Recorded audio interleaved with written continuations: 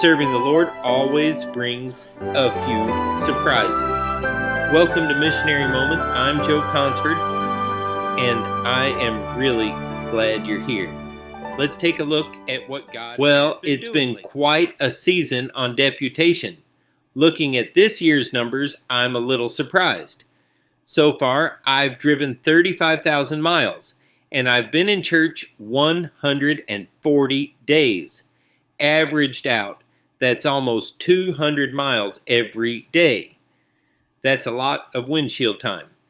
But God has truly been good to Laura and me as we travel across the country.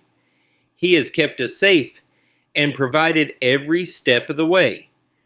We've seen His hand at work in incredible ways as we share the need for the gospel in JA8 Nuhat, West Africa. In less than a year, we've already raised over 65% of our support. Our goal is to depart for Gayhnu in January of 2027, and it's really looking achievable now. It's truly special to watch God put together a support team, one church, one family, one prayer partner at a time. Every new connection, every person who steps up to pray or give is a profound testament to His faithfulness.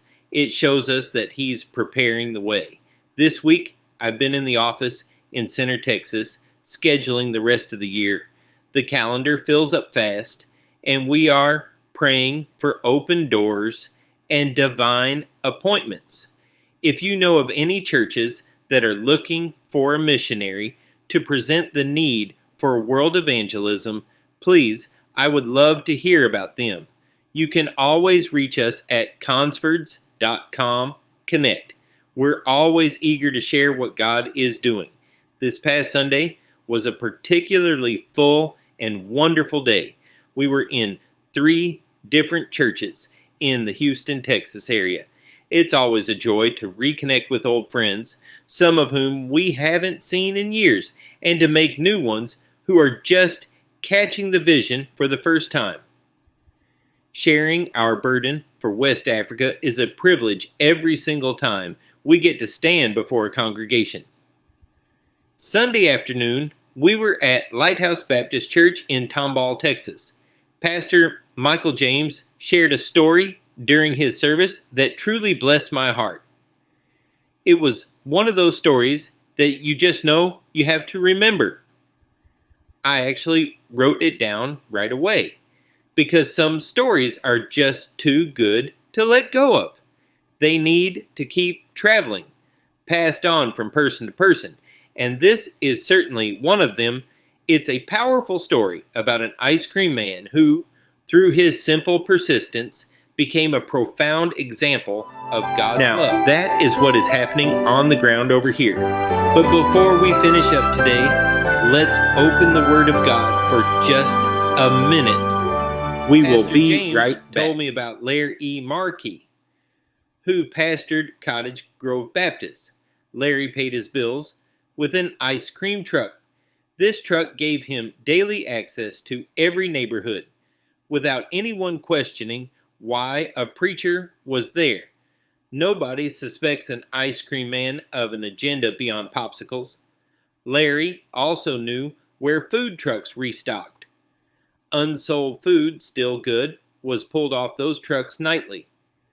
Larry took it not to sell, but to give to families in need. That's how he ended up on a porch in Houston holding groceries while a man inside racked a shotgun. Most men hear that and leave. Larry heard it and he stayed, refusing to leave. The man carried deep bitterness. Years earlier, he sought God in a church, but a pastor told him, "If you are not willing to do things my way, you might as well leave now." The man left, never returned. That bitterness filled his home, and his son, Michael James, grew up watching it. Larry didn't know that history. He only knew the family needed help. Seeking need was his job. He just kept showing up. Most would have stopped after that first racked shell, but Larry kept coming, same truck, same face, refusing to be scared by a man whose life taught him Preachers don't stick around when things get hard. Pastor James also shared a story of Larry's soul winning. With his partner, they encountered bikers who didn't want a gospel tract. Larry's partner froze. Larry asked, "Do we trust God or not?" Then he walked into their midst and gave them the gospel anyway. Eventually, on that porch, the man's wall came down. He told his son, "That man is different. He actually cares." He went to Cottage Grove Baptist Church, heard the gospel again, and got saved. It didn't matter how many sermons he heard before trusting Jesus. God didn't need a powerful argument.